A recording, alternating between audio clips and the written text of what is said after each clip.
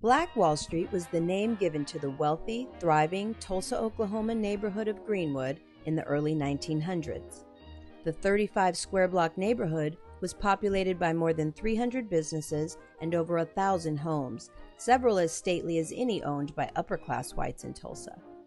Greenwood Avenue was the main street of the district, with banks, hotels, restaurants, stores, and even a taxi service of Ford Model Ts. Blacks built their own hospitals, schools, theaters, newspapers, churches, and everything needed for their community to flourish. However, their wealth and self-sufficiency was met with racial tension, jealousy, and fear of the growing black vote, causing the largest government-sanctioned attack on American citizens since the Civil War.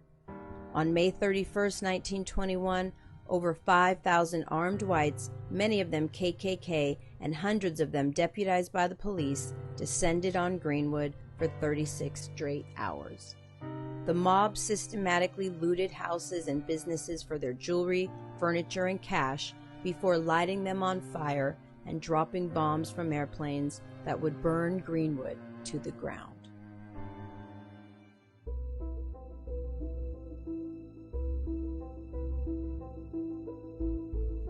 The tipping point was a false accusation.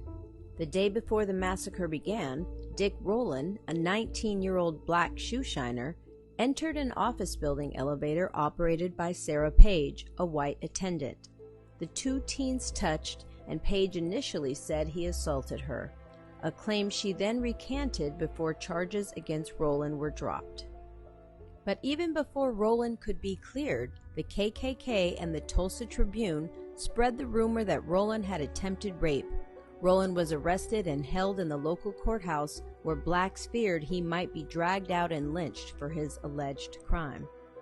After the sheriff called Tulsa's black newspaper owner A.J. Smitherman requesting backup, a small group of Greenwood men, some armed, drove downtown on the evening of May 31st to ensure Rowland's safety. When they arrived, they found a mob of hundreds of white men outside the courthouse, many of them armed. A gunshot rang out and white Tulsans declared war on Greenwood. A.J. Smitherman, owner and editor of the Tulsa Star, reported on it all. Utilizing the power of the press, Smitherman warned black citizens of the likely fate of attack and encouraged them to be ready to defend themselves for the Holocaust to come. On the night of the massacre, while Smitherman defended Greenwood, his wife and their 5 children hid in the basement while the KKK doused their house with kerosene and lit it on fire. They narrowly escaped with their lives, but could never return to Oklahoma for fear of being lynched. Over 1,000 homes and 300 businesses were destroyed that night. More than 11,000 people were left homeless. Blacks lost at least $108 million in property that has never been recovered.